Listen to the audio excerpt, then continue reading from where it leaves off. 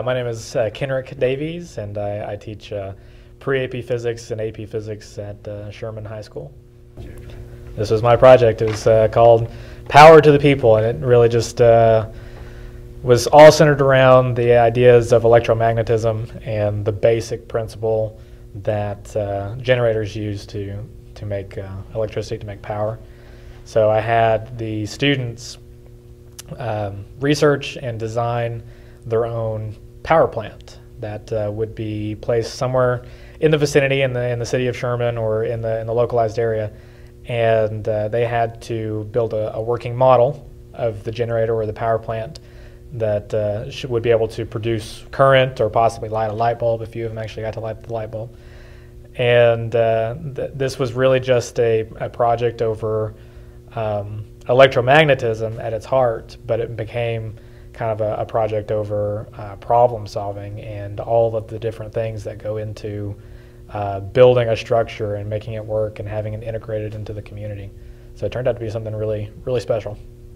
I consider authentic learning to be real, right? And we always talk about the real world outside of school, and what does that actually mean? Well, it means, well, what are the students going to be doing when they get out of school? They're going to be going to work for a business. They're going to be working in teams. They're going to have to understand the basic concepts of whatever it is that they're dealing with and relating it to the problem that they're trying to solve. And that's exactly what this project was for.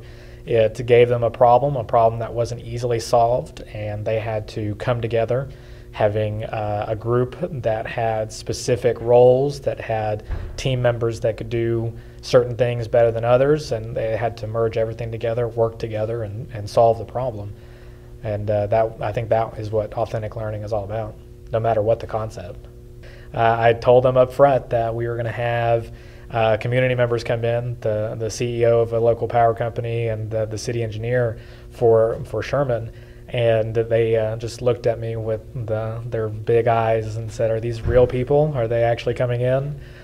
And I didn't make up the names. Yes, these are real people, and so they were stressed out. They were stressed out to the bitter end, but I think that drove them to do amazing things. So some of the models that we ended up getting were just incredible.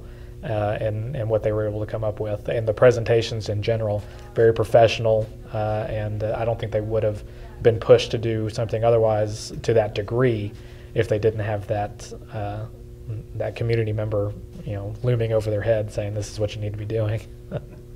I'm Clay Barnett with the City of Sherman. I'm the city engineer there, and I really enjoyed all the presentations today.